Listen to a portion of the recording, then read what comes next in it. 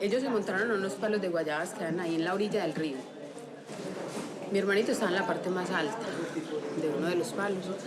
Ellos alcanzaron a ver unos hombres que venían por el río, unos hombres armados. Entonces todos se tiraron, pero cuando mi hermanito cayó al piso, ya los hombres estaban ahí y lo cogieron. Al niño le cortaron totalmente la cabeza. Sigue, se llegó la noche y no aparecía pues como ningún organismo, nadie para hacer el levantamiento. Yo no lo quise dejar allá. Un potrero estaba muy empantanado. Ya lo encontramos y yo no lo quise dejar allá. Yo levanté el cuerpo y mi mamá llevó la cabeza hasta la cara.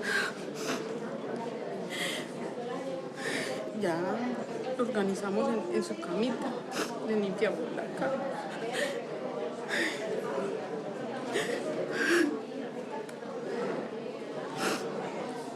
Como a la hora ya llegó el ejército y la policía y ya se levantamiento. Lo único que quiero decir es que yo no sé cómo ni bajo la influencia de que una persona es capaz de hacer esto, pero no es una sola persona la que matan, es toda la familia, son muchas cosas. Por muchos tratamientos psicológicos, psiquiátricos, lo que sea, uno no es capaz de reponerse de esto. Mire, ya va a ser 12 años y es todavía algo que se revive muy fácilmente, que duele, que nunca va a poder uno como borrarse de la mente. Es una película que está constantemente rebobinando y que uno ve jóvenes de la edad que pudiera tener él en este momento, que son 24 años y que serían. ¿Por qué cortar la vida de un niño ahí empezando a vivir 12 años apenas este niño? Es una pesadilla para toda la vida. ¿Pides justicia? Yo sinceramente, ya pues, yo digo que ya lo que pasó desgraciadamente ya pasó para mí, ya, o sea, ¿con qué se va a reparar esto? ¿Con qué se puede reparar? No hay con qué reparar.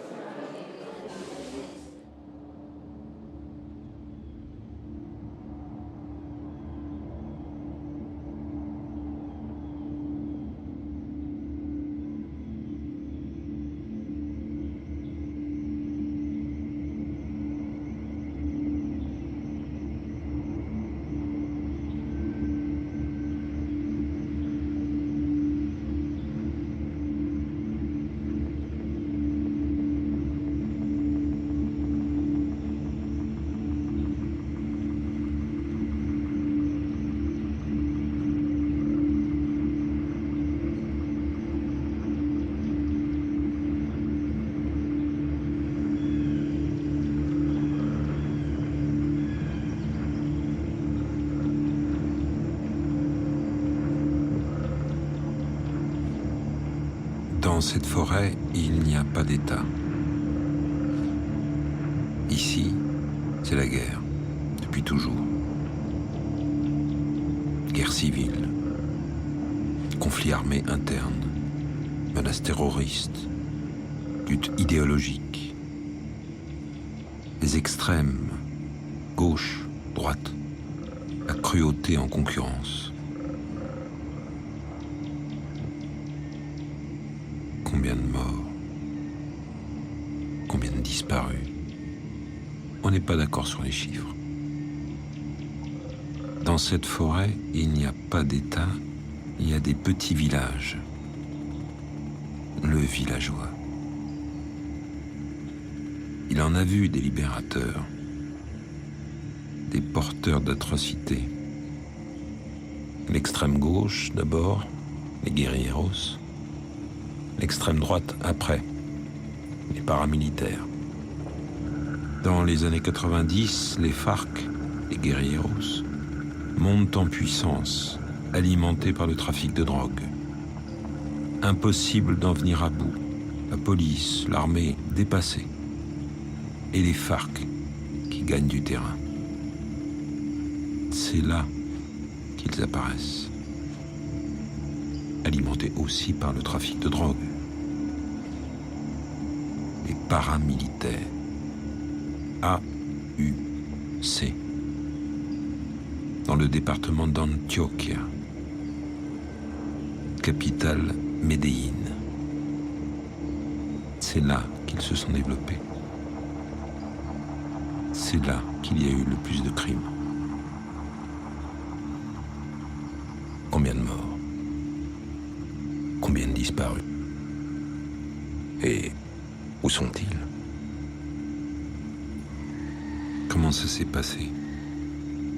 Ici, en Colombie.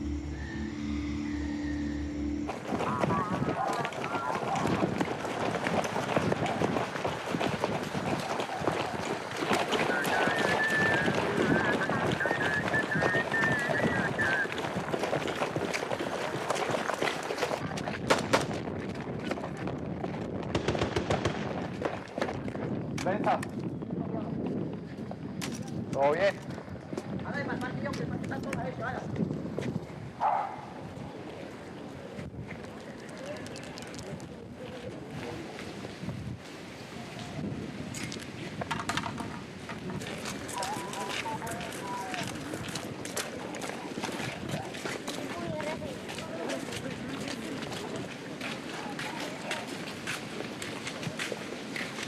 Reciban un caluroso saludo en nombre del bloque Centauros de los Llanos Orientales, pertenecientes a las Autodefensas Unidas de Colombia. De antemano se le hace la advertencia al personal que está ligado con la guerrilla: o se componen o se van de aquí, porque aquí no hay espacio para la gente que perjudica a los demás. ¿Nuestra política cuál es? Preferimos que en un pueblo donde vivan 500 personas, que queden 495 buenas, y no que queden 500 en problema por 5 que no sirven. Todo aquel que se pille desobedeciendo nuestras órdenes no se vaya a arrepentir, porque ya cayó. Se le está dando la oportunidad personal. Así que pues, señores y señoras, cuenten con nosotros, y así sea lo que sea, así se nos venga el mundo encima, vamos a sacar adelante a Puerto Lleras.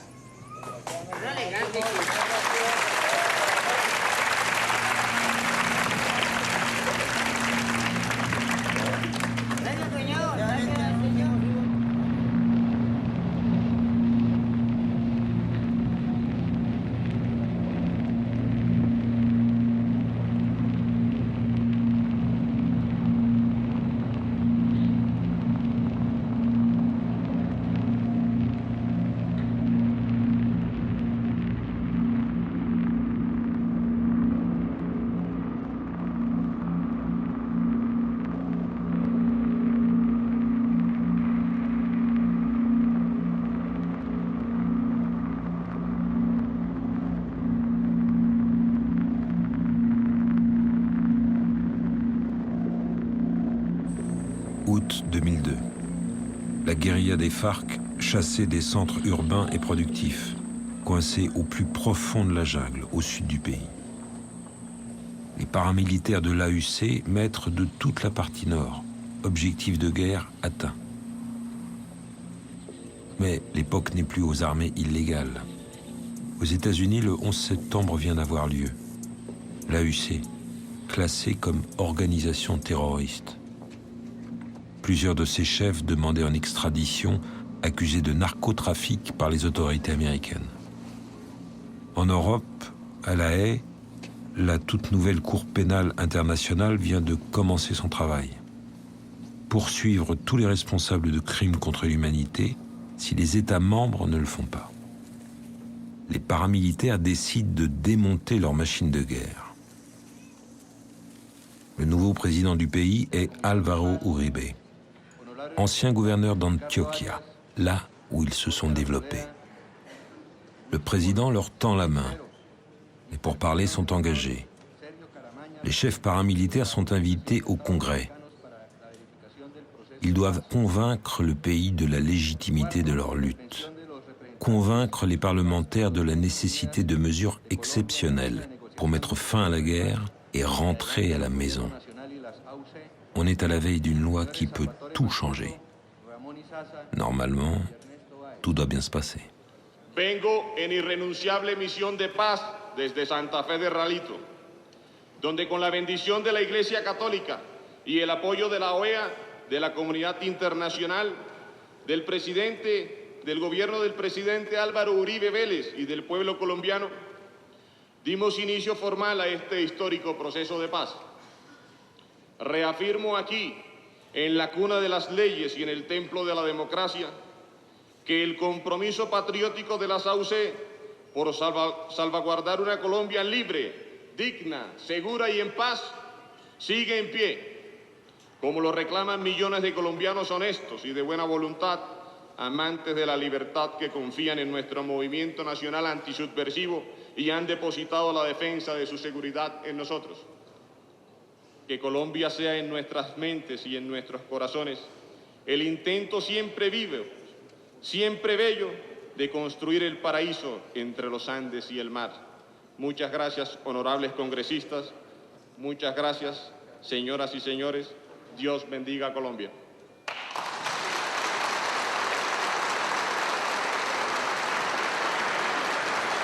Continúe, señor senador. Señora, aquí está solo una de las fotos A continuación, de los civiles, de asesinados y desaparecidos, víctimas de los crímenes de militares y paramilitares. Afuera gritan y claman no más impunidad, no a las leyes de perdón y olvido. Que el Estado creador del paramilitarismo responda por los crímenes.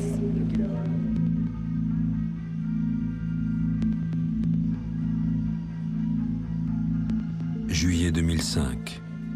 La loi porte un numéro, 975, et un surnom, justice et paix. Une loi généreuse pour toutes les armées illégales. Leurs combattants pourront se réinsérer dans la vie civile. 2 conditions: déposer les armes, avouer leurs crimes devant une commission judiciaire spéciale. Des peines de prison seront prononcées. Selon les degrés de responsabilité, 5 à 8 ans au maximum. Ils sont 32 000 à déposer les armes, une centaine à se retrouver devant la commission. Los colombianos vamos a hacer lo que ningún otro país hizo en situaciones similares. Vamos a buscar alcanzar la paz sin dejar de lado la aplicación de la justicia, la reconstrucción de la verdad y la reparación de las víctimas. Un desafío sin antecedentes en el mundo. Nunca más la guerra. Nunca más la guerra. ¡Viva Colombia!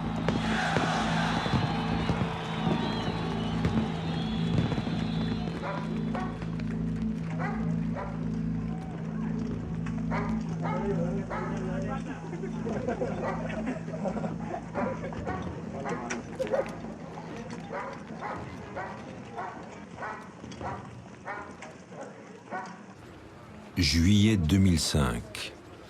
La toute nouvelle unité Justice et Paix se met au travail. Dispositif, pas de confrontation directe. Le crime dans une salle, la souffrance dans une autre. Se reanuda la diligencia de versión libre del postulado Hernán Giraldo Serna. Se deja constancia que la diligencia se desarrolla en la sala número 2 de la Unidad Nacional para la Justicia y la Paz de Colombia. Asimismo, se deja constancia que la diligencia se transmite en directo a la sala especialmente habilitada para que las personas acreditadas como víctimas puedan hacer uso de su derecho de acceso a la justicia. Tengo unas preguntas desde la sala, entonces vamos a presentarlas, o si alguien la quiere hacer directamente por adelante, los escuchamos. quiero saber a dónde se encuentran mi esposo y mis dos cuñadas. Desaparecieron en el 2002, en el mes de septiembre. Nombres. Rafael Antonio Pérez Atilano y Dalidis Pérez Atilano, Noemí Pérez Atilano. Vivían en el sector de Buritaca. Esa es la hermanita de ella, esas son las dos cuñadas mías.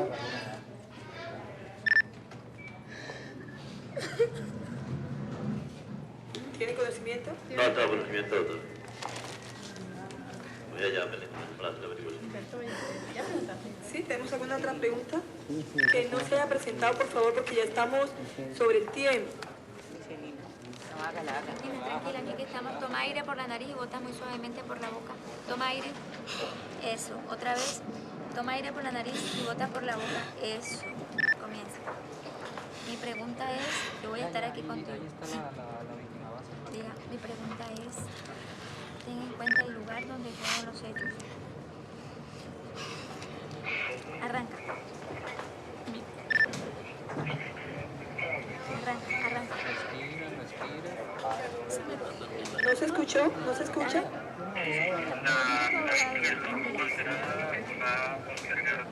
Tenemos asistencia psicológica en sala. Pero ¿quién es tu abogado? Carlos, a él lo mataron el 17 de marzo de 2002 en el Cerro de los Muchachos. Lo sacaron de Palomino en compañía de mi hermano. Lo encontré muerto en el Cerro de los Muchachos. Los mataron en la carretera y los tiraron al vacío.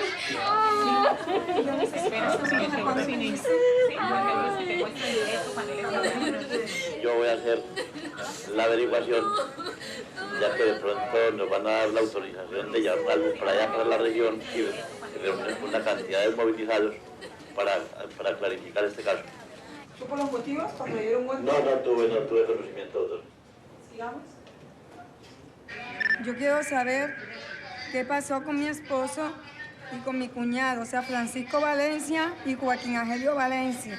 Hacen 4 años que se desaparecieron de la Guacatera, de la entrada de la Guacatera. Entonces yo quiero que usted me diga qué hicieron con ellos y a dónde los tienen. Si los hubieran matado, nos hubieran entregado, pero no los hubieran enterrado por allá o quién sabe qué le hicieron. Entonces yo quiero saber que me entreguen el cuerpo, qué le hicieron y dónde está. Yo no di la orden de ese muchacho. Se cometieron errores, sí, hubieron accidentes, sí, es lógico. En tanto tiempo de guerra que tuvimos, fueron casi 30 años. Pero este caso yo no lo mandé a hacer. Pero sí estoy comprometido de investigar quién lo mandó a hacer para entregarle a la Fiscalía los datos completos de lo que pasó con este señor. Pero no he tenido la oportunidad porque aquí las instituciones no me lo han permitido de reunirme mucho tiempo con los muchachos. Y así como vamos, esto nos llevará 10 o 12 años para llegar a la finalidad. Première étape pour les procureurs de l'unité justice et paix, recenser chaque disparition, chaque crime, chaque massacre. Puis identifier les complices. Puis instruire les chefs d'accusation. Puis définir la nature des réparations. Alors seulement pourront commencer les procès.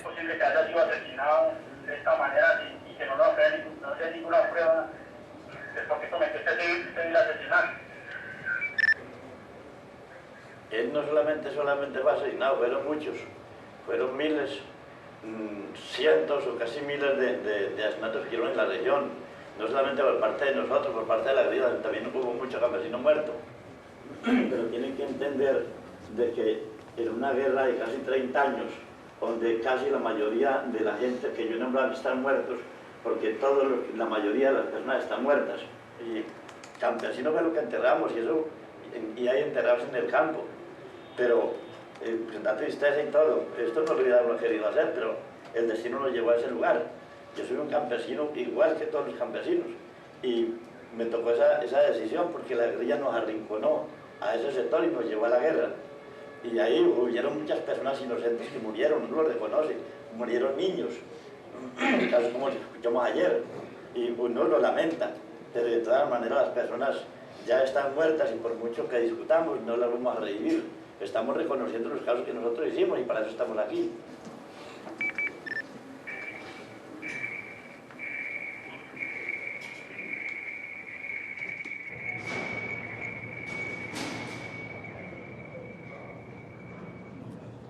Se dice que la ley 975 es un instrumento de paz porque logró que los miembros de los grupos armados al margen de la ley dejaran de estar cometiendo homicidios, desplazamientos, desapariciones y cualquier otra cantidad de delitos graves de violaciones de derechos humanos y de lesa humanidad que estaban cometiendo. Dieron la cara, entregaron las armas y además, después de que dieron esto, hoy día están judicializados. De los 35 comandantes, que solo 2 estaban privados de libertad, hoy día 28 están presos en las cárceles. La mayoría está contando los delitos, está permitiendo conocer la verdad de los hechos, que todos conozcan la magnitud de lo que sucedió. Del total de paramilitares desmovilizados, que el gobierno inicialmente ha dicho que fueron 31.600, el gobierno presentó ante la Fiscalía 3.600 personas, como personas que habían cometido crímenes de lesa humanidad para que fueran procesadas por esta ley. De esas 3.600 personas, 600 en realidad han comparecido a la Fiscalía. El resto, el 98-99% restante, ha sido dejado en impunidad total. Estos otros también van a tener una suerte de impunidad, pero por lo menos hay en relación con ellos algún tipo de trámite pseudojudicial, porque esta ley tampoco es que contenga propiamente un juicio penal que merezca ese nombre. Es un trámite judicial o es un trámite más bien administrativo realizado por funcionarios judiciales. Lo primero es que la Ley de Justicia y Paz ha sido promovida por un gobierno que fue de autoridad y que impuso otra vez las condiciones de seguridad que ayudó a que se desmovilizaran. Esa es una de las razones de las críticas. Otras, porque a veces quieren poner un listón tan alto, tan imposible de cumplir, que les sirve para generar una disputa política con el gobierno. Pero bueno, independientemente de eso, yo creo que hoy los resultados son admirables y es un proceso que va a ser ejemplar para el mundo y va a ser visto en 10 años como el gran modelo de justicia transicional que ha hecho el mundo moderno para resolver un problema de violencia.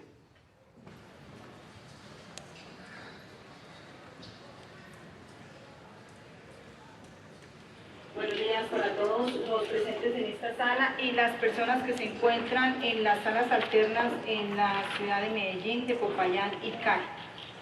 La Fiscalía 17 delegada para el Tribunal de Justicia y Paz da inicio a la diligencia de versión libre con Ever Velosa García dentro del radicado 81099.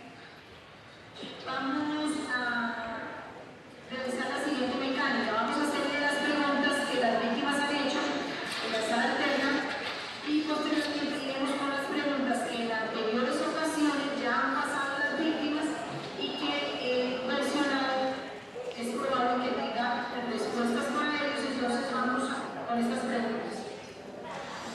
El día 17 de enero de 96, el señor Luis Eduardo Puliles se dirigía para su vivienda ubicada en el sector La Playona, corregimiento del 2 de Turbo, cuando fue abordado por hombres pertenecientes a los grupos paramilitares.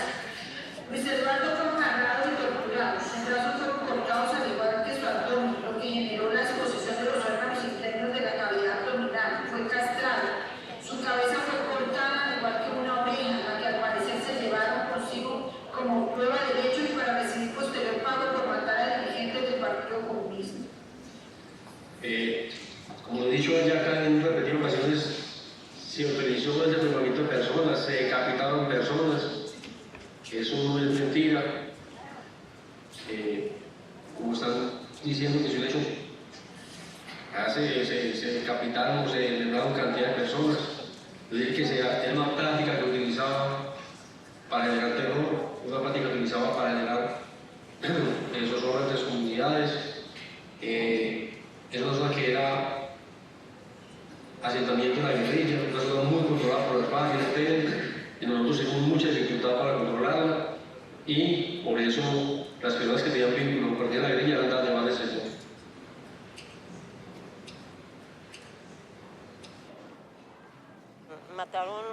sobrino, un hermano y un hijo. Me lo mataron el 17 de agosto de 1992. Yo como madre quiero saber dónde está el cuerpo, que me lo entreguen, porque realmente... Mi hijo era el que no veía por nosotros, el que trabajaba pagando. Cinco niños pequeños. 3 días, nacido el martes. Por mi hermano, se perdió en la playa de Hija. Cuando un muchacho estaba en una silla de ruedas. Y allí lo masacaron solamente en su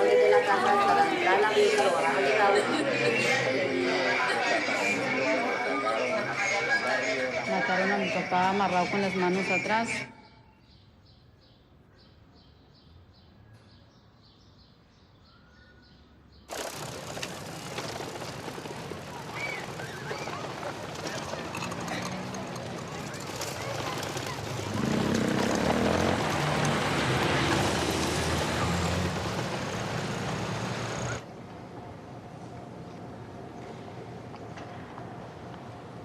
Febrero 18 del 2000, el Salao Carmen de Bolívar,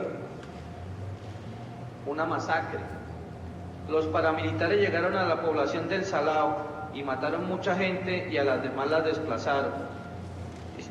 Es bueno que usted explique, porque lo hemos escuchado hoy hablando de que cada vez que habla de una masacre, porque fue eso, una masacre, usted la pretende hacer ver como un enfrentamiento. Un enfrentamiento en donde, según usted dice, era enfrentamiento con la guerrilla, pero ahí no murieron guerrilleros, o si murieron, no fueron todos guerrilleros, ahí murieron campesinos, murió gente inocente. Entonces, lo que queremos saber es que usted, si lo sabe, entre en detalle de esa operación. Ya, el Salao es un pueblo que queda abajo de un huequito. A un hueco y tiene también lomita, hay lomita, hay una antena también, una antena de Telecom. Y todas las guerrillas estaban posicionadas de la antena de Telecom y una parte del pueblo. ¿Qué hicimos nosotros? Nosotros cuando llegamos, lo que hicimos fue rodear el Salao, para poder salvar la vida a los muchachos. Pues a nosotros peleaban de las casas, eso es guerra, pero una guerra sangrienta. De ahí, producto de eso, era que el gallo reunió entre el pueblo y los sectores de la guerrilla que llevaba a Rodrigo y unos dos sectores le entregaron a él, señalaron a las personas que le iban dando de baja en la plaza. Habían dos personas que, según usted, eran desertores de la guerrilla, señalaban, y como dicen vulgarmente, le daban dedo a los que ellos consideraban, y usted sin más ni más los ejecutaba. Le ejecutamos. ¿Cuántos muertos hubo en ese conflicto ahí, en ese parque que sacaron a la gente y les dieron dedo? ¿Cuántos muertos hubo en ese parque? 38. 38. ¿De esos cuántos mató usted? Pongo más o menos unos 12. ¿Mató usted directamente? Sí. ¿Cómo los mató? Con el fusil. ¿Con tiros de fusil? Sí. ¿Alguna otra forma en que los mató? No, señor, con tiros de fusil. ¿Usted vio que alguno de ellos hubiese torturado, porque están todos ahí, hubiese torturado a alguien? No, señor. Ahí lo que pasó, lo voy a explicar lo que pasó ahí. Lo que pasó fue que ellos duramos casi 6 días peleando ahí, fueron marranos, fue lo que comieron, que se están comiendo las cabezas y eso. ¿Las cabezas de qué? De las personas. ¿Y por qué habían cabezas de personas? No, del cuerpo humano se lo están comiendo los marranos. ¿Hubo muertos con machete? No me di cuenta, señor. ¿Hubo muertos a punta de garrote? No, señor.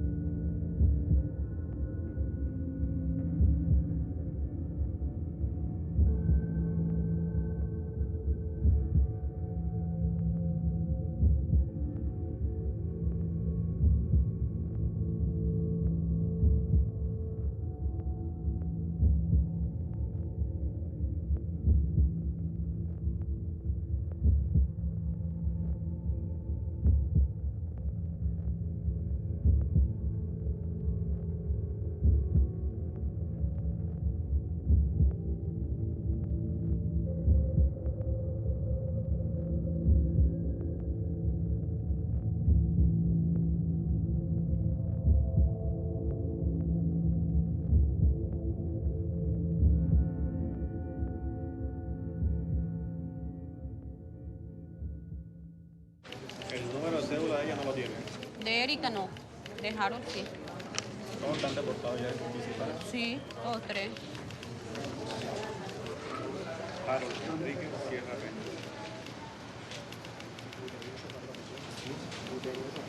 ¿En qué año fue? En el 2003. Bueno, muy buenos días, María. Yo soy psicóloga del CTI. Si ustedes tienen preguntas acerca de la parte de psicología, les puedo ayudar en todo lo que quieran.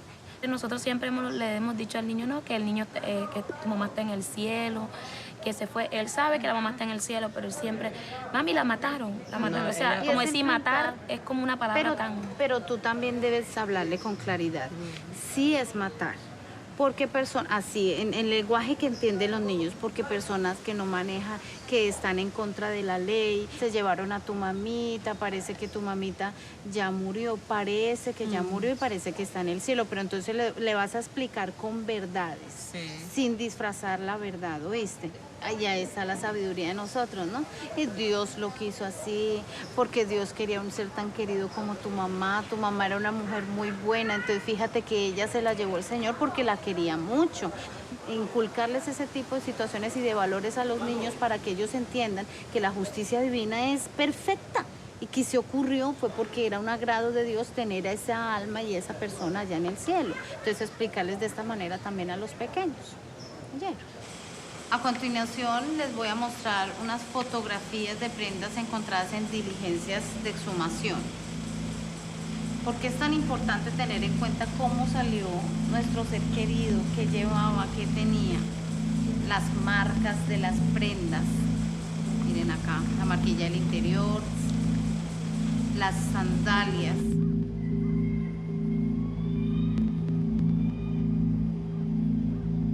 Juillet 2007.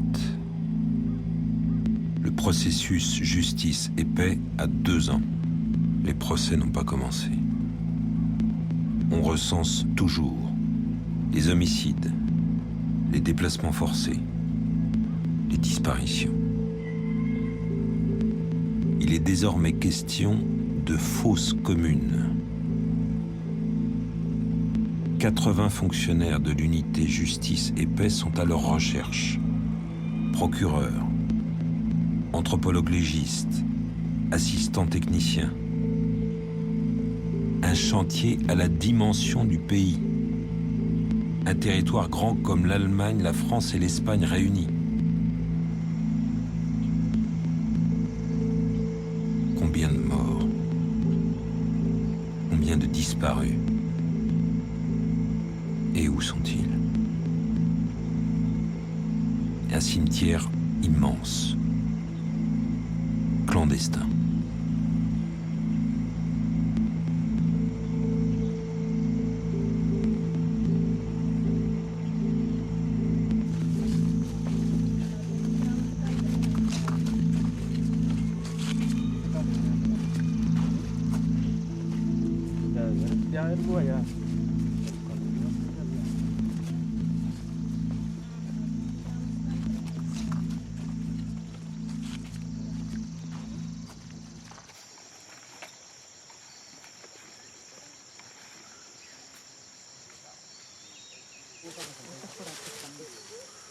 Por aquí, pero señámele un sitio y yo le hago ahí, porque si usted me dice... No, eso es lo que usted hizo, por eso es que yo no le he dicho. Ah, bueno, entonces hágale pues y vaya recreando la situación.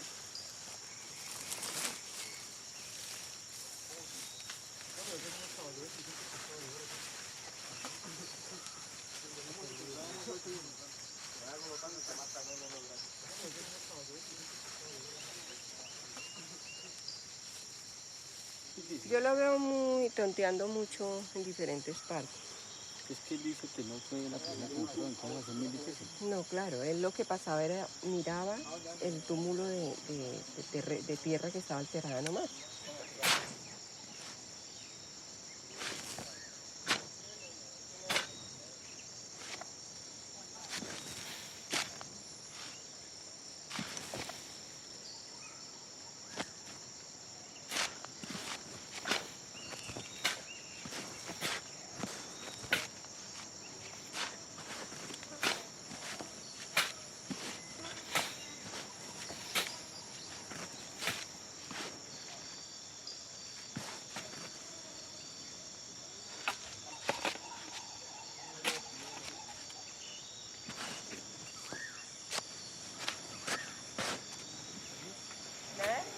mija, aquí no hay nada, pero me encargo de traer el barreno.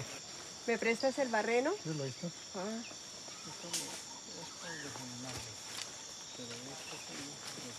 Espera que le traigo una necesidad.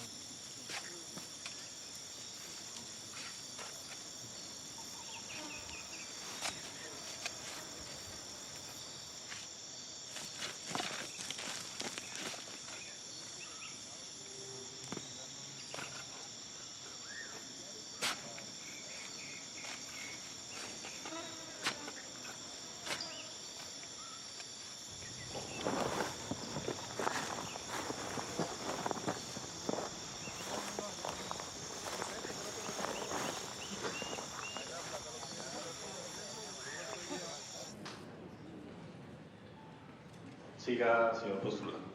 Señor fiscal, en el sitio Villa del Rosario, donde quedaba el antiguo trapiche, al lado del río, al lado del río, se construyó un horno donde se cremaron aproximadamente de 40 a 50 personas después que se les daba muerte. Bueno, más o menos lo que tenemos de ese hecho, pero queremos ahondar y trabajar, ojalá de mano con las víctimas, con los que tienen desaparecidos, para así poder darle la verdad de lo que pasó. Aparte del horno, de estos hornos que utilizaban para desaparecer las personas, o la evidencia o los rastros de personas que eran asesinadas por las autodefensas, ¿se utilizó otro método, otro mecanismo para desaparecer a las personas? Sí, señor fiscal, el otro mecanismo era arrojarlos al río. ¿A cuál río? El río Zulia. La decisión de desaparecer a las personas era tomada por quién? O sea, ¿por qué el hecho, por qué no matarlas y ya, sino desaparecerlas? Bueno, eso viene de mucho tiempo atrás. Duraba la orden de los comandantes, era desaparecer las personas. Salvatore Mancuso era uno de los que decía: no desaparezcan la gente, que si se les da muerte es por algo, que la comunidad sepa que se les dio muerte y que se está haciendo algo por el pueblo, que se está limpiando. Pero en contra de esa orden, Castaño decía que mucho muerto que no podía aparecer porque eso estaba perjudicando en cierto modo a las autoridades y en cierto modo algún día nos venía a perjudicar a nosotros.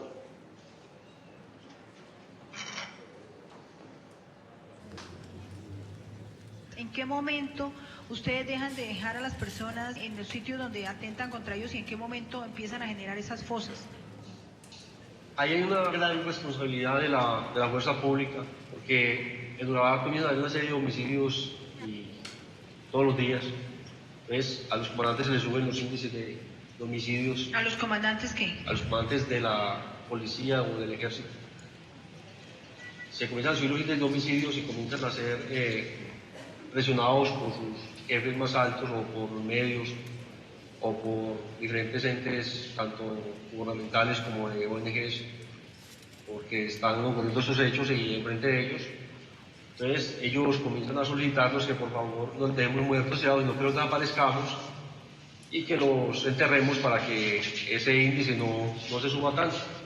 Ahí es donde comienza a operar y a implementarse ese modo de las fuerzas comunes y se va creciendo, porque ellos muchas veces permitían cometer el hecho, pero con el compromiso de sacar a las personas y no hacer las tiradas por ahí.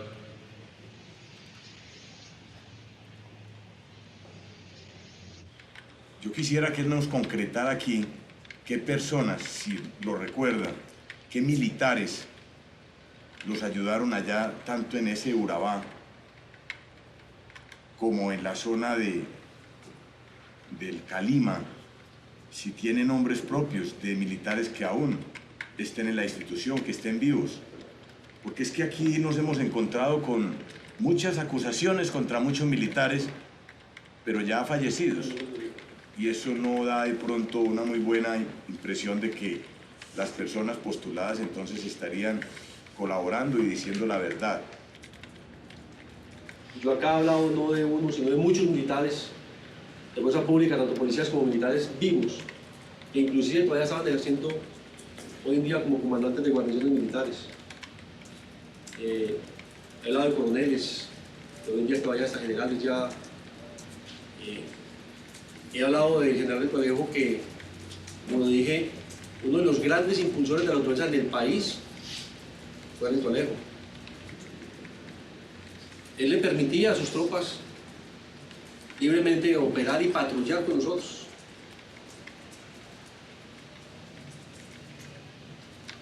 Y el Nulaval no es un secreto, el Nulaval no es un secreto de que, yo lo he dicho acá, Capitán Carvajal, en ese momento capitán, patrullaba conmigo como un miembro más de las autodefensas. Era una misma tropa, una misma fuerza. Nosotros matábamos un guerrillero, yo lo dije acá, en Curulao tuvimos un combate, dimos de baja a 2 guerrilleros. Después llegó un teniente que estaba al mando del capitán Carvajal en ese momento coronel Carvajal, Byron Carvajal, y le pegaba los tiros con el fusil del pero por los huecos que nosotros le habíamos pegado los tiros. Y después lo reportaron como muerto en combate. Eso es un falso positivo. No he podido aterrizar la fecha, pero por el Limón, una vereda de Turbo, Antioquia, el ejército llevaba abajo unos autodefensas. Esos autodefensas son unos muchachos que reclutamos, uniformamos y matamos para darle un positivo al coronel Duque. De que él sí estaba dando resultados contra las autodefensas. Caso Mapiripán, ¿quién era el comandante? Sí, me permite, señor procurador, y teniendo en cuenta que es un tema que ya también debe ser objeto de verificación por parte de los funcionarios de la Fiscalía, yo le voy a solicitar, vamos a hacer un receso de 5 minutos para que se retiren los señores de la prensa que nos acompañan. Entonces, hacemos un receso de 10 minutos. Muchas gracias. Señora fiscal, gracias. A ustedes muy amables. A ustedes muy amables.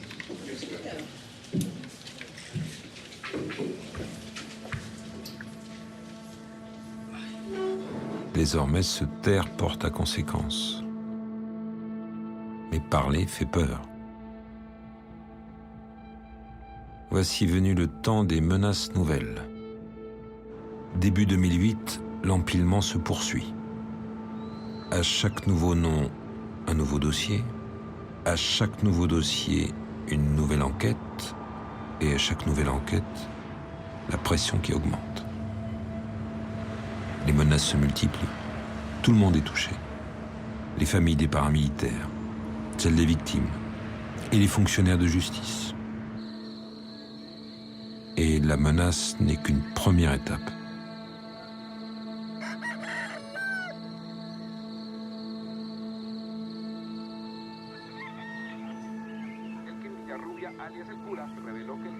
Alejo del Río participó presuntamente en la planeación de la masacre de Mapiripán. La Fiscalía General encontró suficientes pruebas para vincular al excomandante de la Policía Sucre, coronel Norman León Naranjo, por permitir que paramilitar asesinaran a 27 campesinos de Cheque, Sucre, el 17 de enero de 2001. En el día de ayer se conoció aquí en las afueras del Palacio de Justicia que al parecer algunos comandantes, 3, estarían con cámaras filmadoras haciéndole seguimiento a las personas que venían a representar a las víctimas. Por eso ellos han solicitado también al fiscal que queden garantías para que no le suceda nada más adelante. El asesinato de una mujer que representaba a cientos de campesinos víctimas de las autodefensas sacude hoy los procesos judiciales que se adelantan contra los ex jefes paramilitares. Yolanda Izquierdo, una activa participante en las audiencias contra Salvatore Mancuso, fue asesinada a tiros en la puerta de su casa en Montería.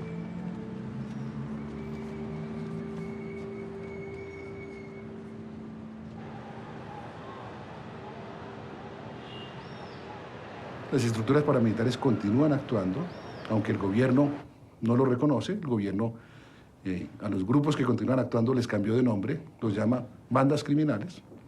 Ese cambio de nombre no cambia la realidad. Continúan ejerciendo poder en las regiones, ejerciendo presión sobre la población, matando gente, matando activistas sociales, matando a defensores de derechos humanos y apropiándose de recursos públicos. Y lo grave de esto es que mientras no se reconozca el paramilitarismo, no podrá ser erradicado de Colombia. Es necesario que se reconozca por las autoridades nacionales y por la comunidad internacional y por la sociedad colombiana en su conjunto la persistencia del fenómeno paramilitar. César Joaquín Pérez Anaya, 26 de mayo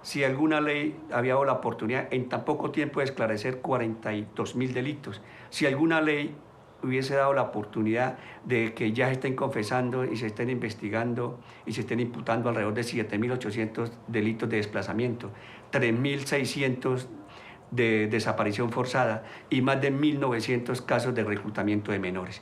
Nomás estas cifras por sí solas ya dan un contexto de lo que es la Ley de Justicia y Paz. Acá, con esfuerzos propios nacionales, hemos logrado resultados increíbles. En la Yugoslavia, 500 millones de dólares del mundo, 20 condenas y 18 años de trabajo. En Ruanda, 7 años, 700 millones de dólares, menos de 15 condenas. Uno ve Timor Oriental, uno ve todos esos procesos son promedios de 30 condenas. Aquí ya tenemos 45.000 hechos aclarados.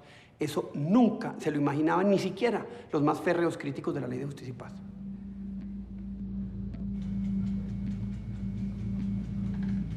Il y a abondance de coupables, profusion d'exécuteurs, déluge de tortionnaires.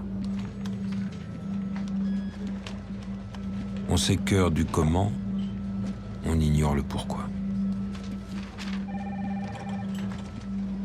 Qu'en est-il des décideurs, du mobile? Cette recherche de la vérité, est-ce un travail plein de promesses, d'espoir? Ou un puits sans fond? La promesse d'une impasse. Comment l'éviter? Comment la surmonter?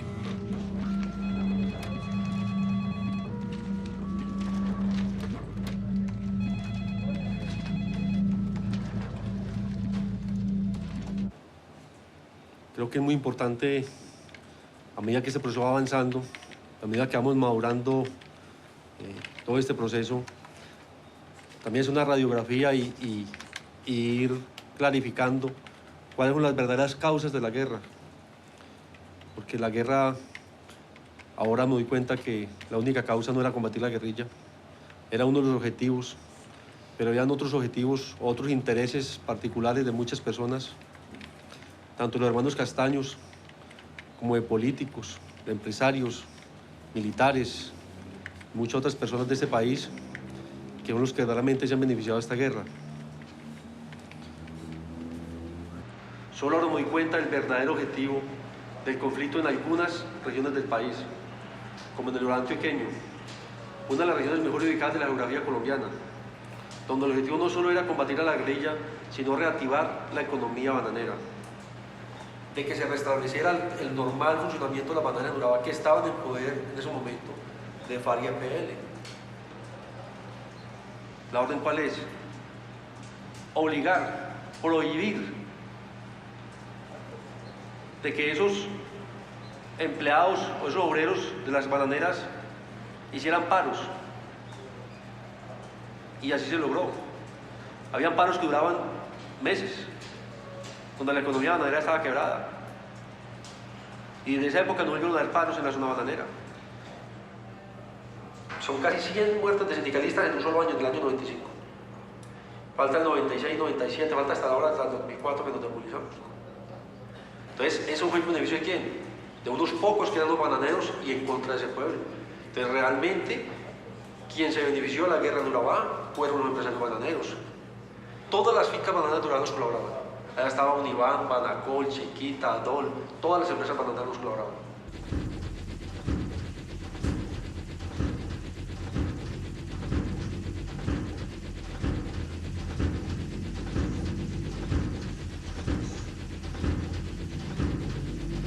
Nosotros no llegamos a ninguna zona por el azar.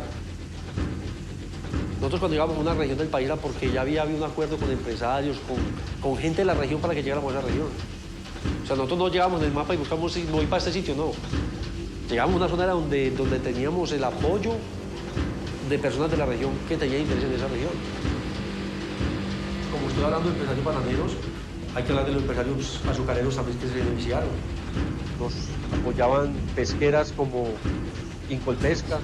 Estaban otros gremios de ganaderos de la región que también apoyaron a las autodefensas. familias restantes del Valle del Cauca, que financiaban y consultaban toda esa del Cauca. Los barcos que entraban encontrando todo nos pagaban a nosotros un impuesto mensual. El comercio de Turbo nos colaboraba. Todos los aserradores que en la zona del Piñal. Los comerciantes de San Francisco todos nos pagaban una cuota. Comerciantes de la Galería del Pueblo Nuevo y Transportes JC, unos comerciantes de abarrotes allá, los más grandes comerciantes de abarrotes aquí, nosotros como los Calemalos, Bonilla, dueño de economía lícita como ilícita. Dueño de Soteca Capricornio, lo del restaurante Los Balcón. Finqueros, empresarios, ganaderos, políticos de toda clase.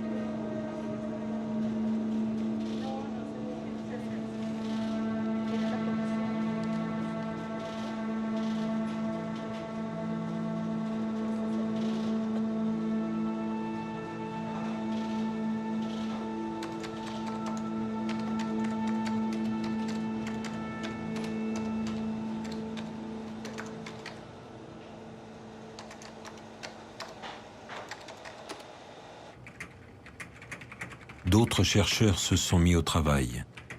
Un travail de l'ombre pour mettre à jour un système de l'ombre. Ce qu'il a enfanté en politique, en économie. Il décortique ce monde parallèle et met à jour le modèle du paramilitarisme, une pièce de plus à verser au dossier. Hoy sabemos, según lo dijo el fiscal general de la Nación, que fueron los políticos los que ayudaron a crear y promover grupos paramilitares para despojar de tierras a los campesinos, para hacerse beneficiarios de un proyecto económico muy rentable como el de robar tierras, hacer proyectos agroindustriales y además ser copartícipes del narcotráfico. Y con toda esa estructura territorial, militar y económica se fueron tomando el poder político en Colombia. Hoy la justicia, la Corte Suprema y la Fiscalía han logrado demostrar que por lo menos 1 de cada 3 puestos de elección popular en Colombia, alcaldías, gobernaciones y el Congreso, que es la pirámide máxima, fue cooptada y capturada por este proyecto conjunto de las élites políticas y económicas regionales que crearon ejércitos y que se asociaron con el narcotráfico para tener ejércitos propios, para darse seguridad y para despojar a millones de campesinos de sus tierras y hacer negocios muy rentables. Usted como comandante puede decir si es cierto o esto es un invento de algunos comandantes o de testigos, o es del invento de la sociedad, o es un invento de los investigadores, que estas reuniones se daban en algún sitio del país con políticos de todo nivel. ¿Qué puede decir de eso? Señora fiscal, en el año 97-98, cuando fue el verdadero crecimiento de las autodefensas, en los sectores donde permanecía Carlos Castaño, llegaban diario 4, 5, 6 helicópteros con personalidades del país. Carlos mantenía la agenda del año ocupada todo el año, militares, empresarios y políticos.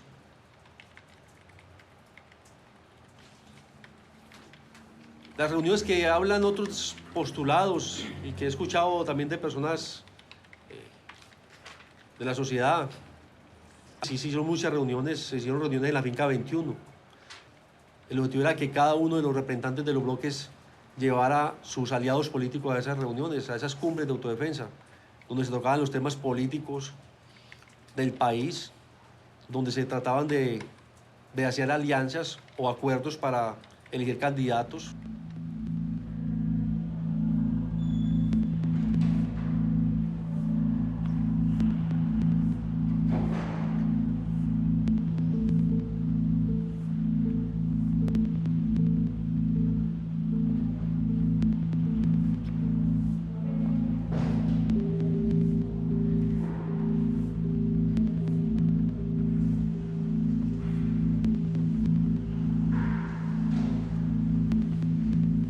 Desde las 8 de la mañana, 3 congresistas rinden indagatoria en la Corte Suprema de Justicia que los investiga por presunta conformación de grupos paramilitares.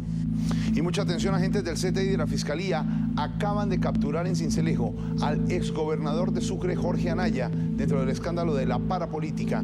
Y el otro político que amaneció privado de la libertad es el senador norte santanderiano Ricardo El Cure Chacón. Juan Manuel López Cabrales, actual senador de la República, fue capturado en el puente aéreo hace pocos minutos.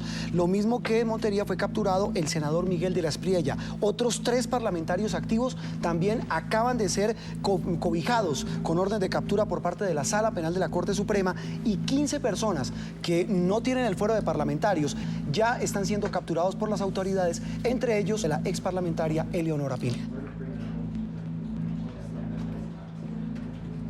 Avril 2008, 28 parlementaires arrêtés, puis emprisonnés.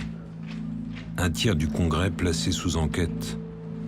Nouvelle cible de la justice, des parlementaires, tous membres de la coalition gouvernementale. Le filet se resserre autour de la présidence.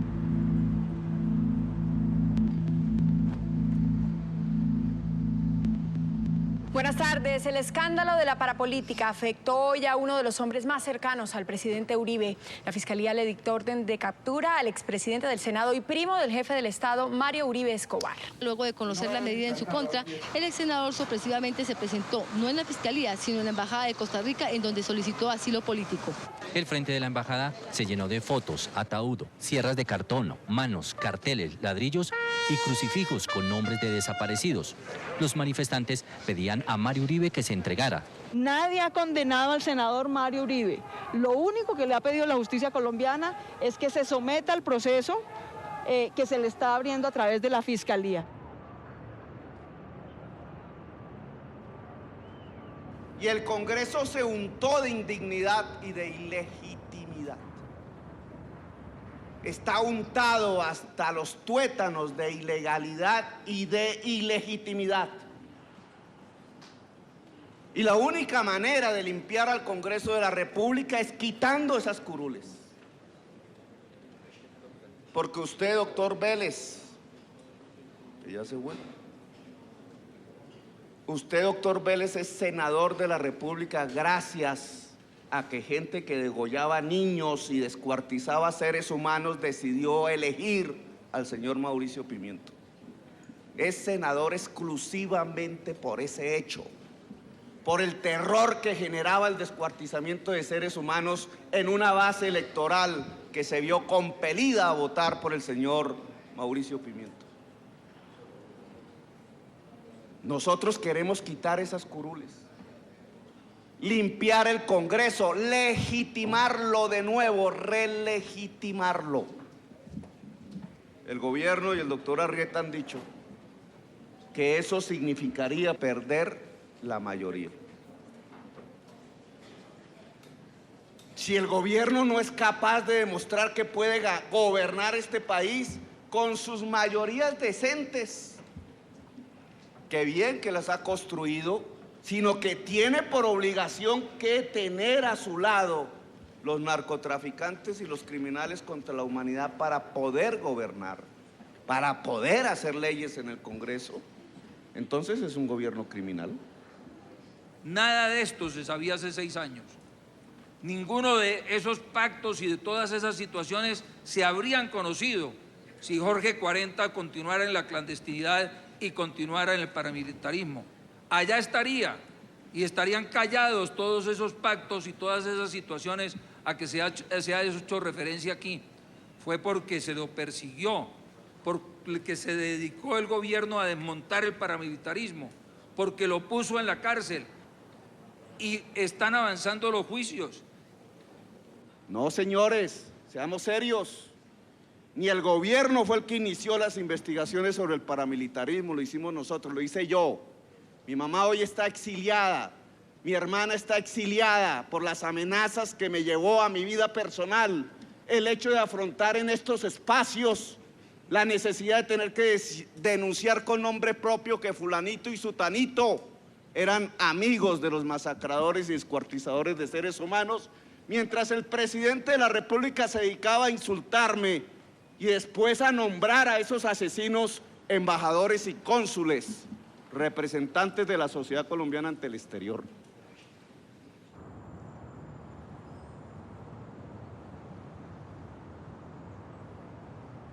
Dans cette ville, il y a un État et un appareil de justice et des fonctionnaires courageux, honnêtes. Désormais, le mobile est clair, les responsabilités aussi. Après des années de tuerie, de silence complice. Nuit du 12 au 13 mai 2008.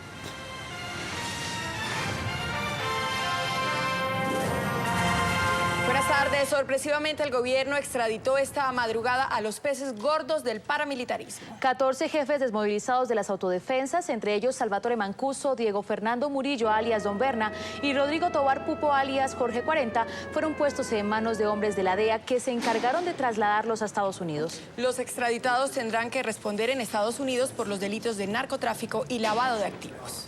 A las 3 de la madrugada comenzó la reseña de migración, la identificación de cada detenido, el examen médico y la entrega a los alguaciles de la DEA. Luego en fila fueron llevados al avión sin tiquete de regreso por ahora. Los 13 detenidos tienen varios delitos en común, como concierto para delinquir, enriquecimiento ilícito, secuestro y homicidio agravado.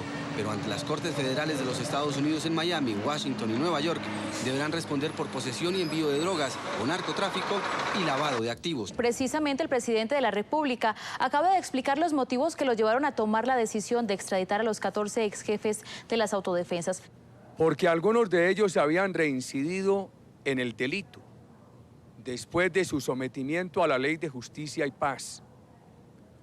Otros no cooperaban debidamente con la justicia y todos incumplían con la reparación de las víctimas al ocultar bienes o demorar su entrega. El gobierno ha pedido y los Estados Unidos han aceptado que el Estado y el pueblo de Colombia puedan enviar representantes a los juicios que se adelanten en aquel país a fin de continuar en la búsqueda de la verdad. Mientras tanto, el representante de las víctimas de los crímenes de Estado, Iván Cepeda, dijo que las víctimas sufrieron otro golpe con la masiva extradición. Es una violación clara a los derechos de las víctimas y implicaría un fracaso de la Ley de Justicia y Paz. Lo que más nos preocupa es el problema de cómo se va a saber la verdad sobre los crímenes que cometieron, quiénes son los cómplices de estos jefes paramilitares y además de eso, pues dónde están los cuerpos de miles de personas desaparecidas. El problema es por qué estamos privilegiando el narcotráfico, que si acaso reparará a las víctimas del narcotráfico en Estados Unidos, y no juzgándolos por la justicia ordinaria para los crímenes de lesa humanidad, que era lo que iba a reparar a las víctimas en Colombia.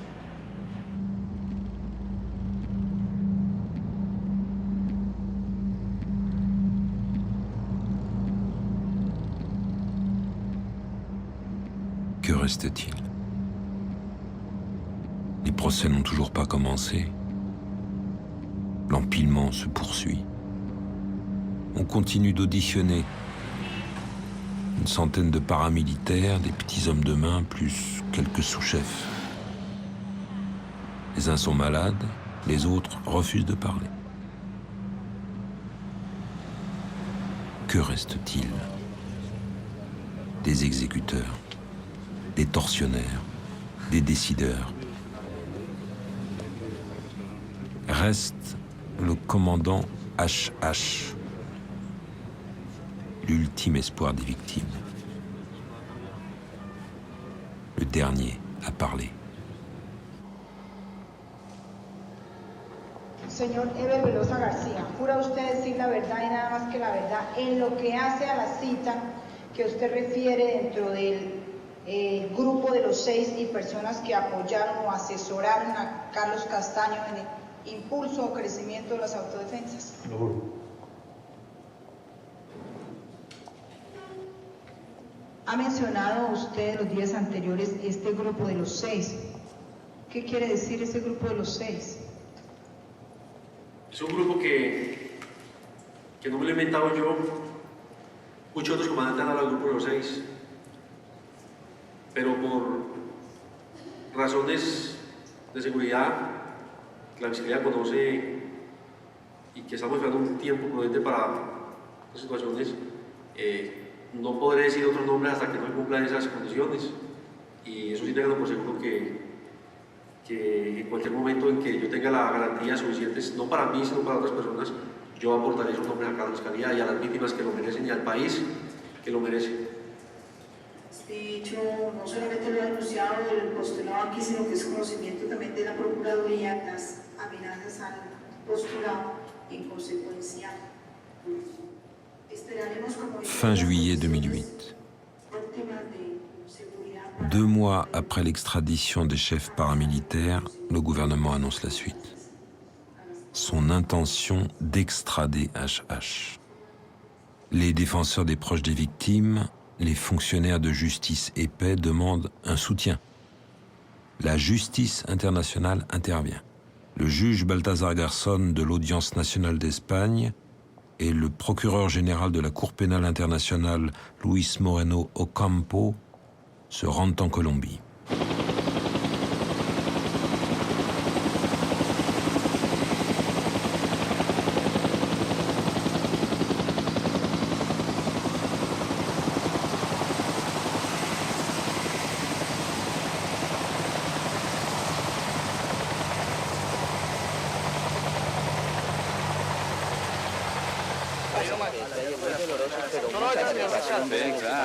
Cuando les entregamos plenamente eficaces.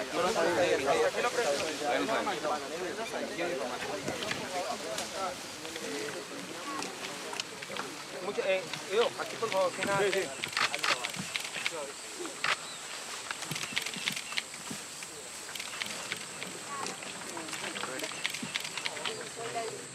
HH dijo que van a entregar alrededor de 400 fosas, que hay 30 fosas ya ubicadas. Y también en la otra Colombia, ¿cómo se llama? Nueva Antioquia, también hay 11 fosas ya para ir a recuperar. Por eso nuestra solicitud comedida al gobierno de suspender no la extradición, pero sí el envío de HH, por ejemplo. Esto no era posible sin HH. Si HH está desarrollando y sin solución de continuidad lo hace esas investigaciones, esas declaraciones, no lo van a extraditar porque no puede dejar a medio. Y sería un caso muy grave que lo hiciera así. Por tanto, si se han dado 4 meses y la actividad necesita 5, serán 5. Estoy convencido, es una opinión. Por tanto, lo que aquí se desvela y después de haber visto esta fosa de los cientos o miles que se van a descubrir y que se están descubriendo, es que esto es la realidad. Ahí hay 27 o alrededor de 27 cadáveres que están pidiendo justicia y sus familias que están reclamando esa justicia también. Y eso no se puede defraudar. La importancia de la Ley de Justicia y Paz es esa, está en el límite de lo aceptable y de lo legalmente asumible. Por eso la Corte va a estar, y la Fiscalía de la Corte Penal Internacional va a estar atenta. Y si tiene que intervenir, intervendrá. En la medida que Colombia haga justicia, no necesita la intervención de la Fiscalía. La Fiscalía es una herramienta de reaseguro que no va a haber impunidad en Colombia.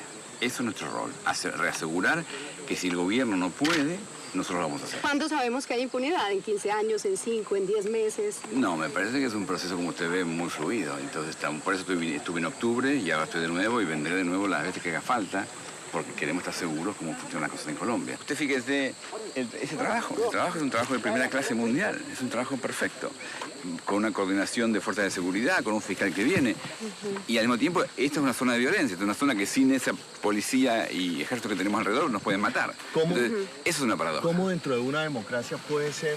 Pregúnteselo a usted, esa es una pregunta para los colombianos, no para el fiscal.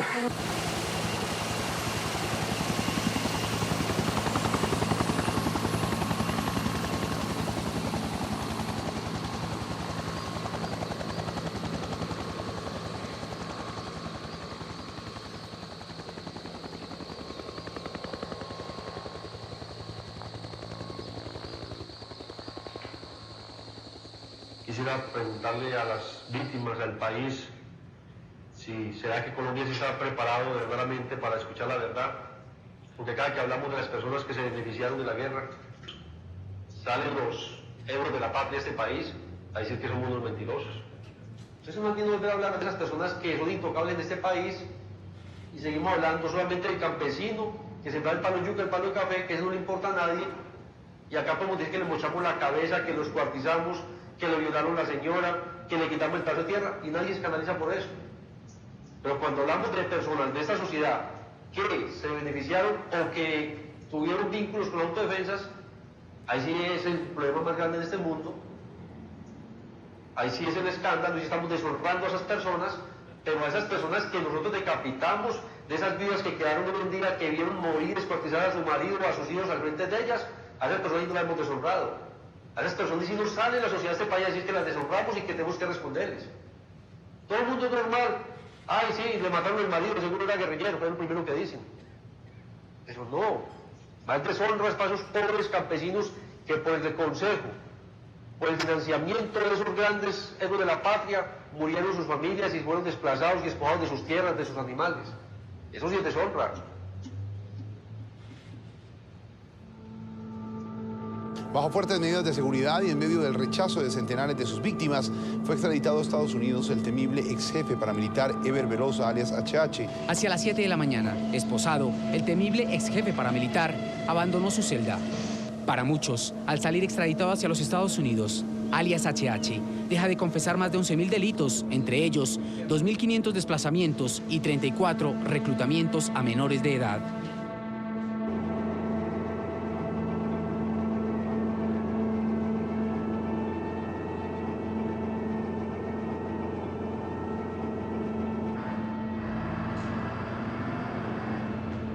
L'ultime espoir des victimes. Le dernier à parler. Le dernier à partir.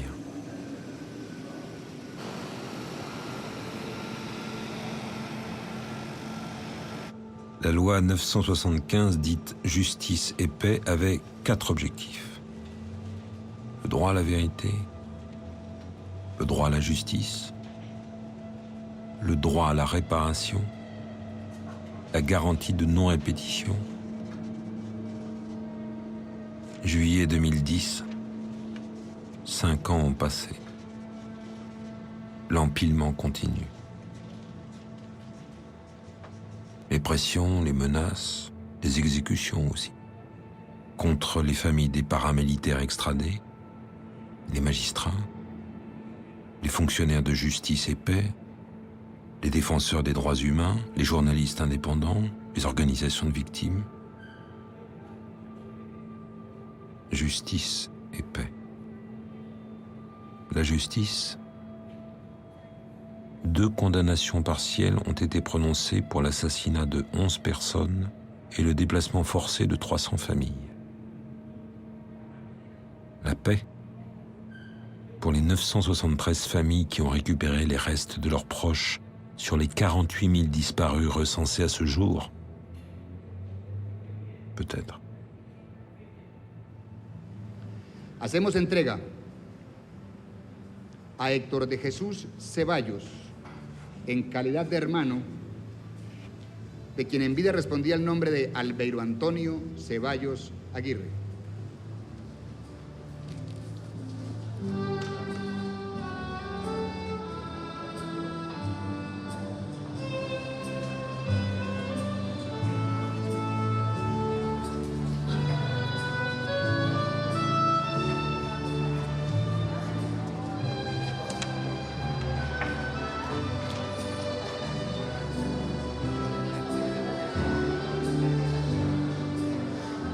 Dari Iquita, en calidad de sobrina, se hace la entrega de los restos óseos de quien en vida respondía al nombre de Joaquín Emilio Navales.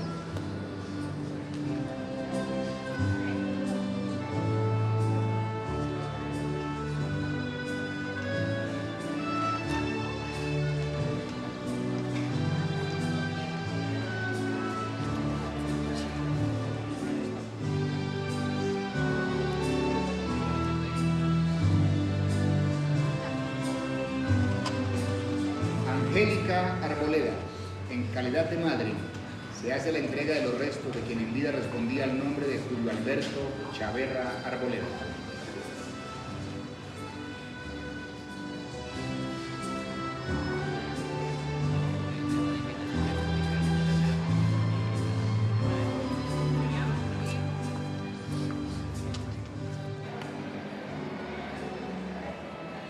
Jesús Rolando García Duque, en calidad de equipo, se hace entrega de los restos óseos de quien en vida respondía al nombre de Julio César García Amora. Manuel Patiño, en calidad de hermano, se hace la entrega de los restos óseos de quien en vida respondía al nombre de Nelson de Jesús Patiño. Uy, no va a caber. ¿No va a caer? No. Ay, ay, ay.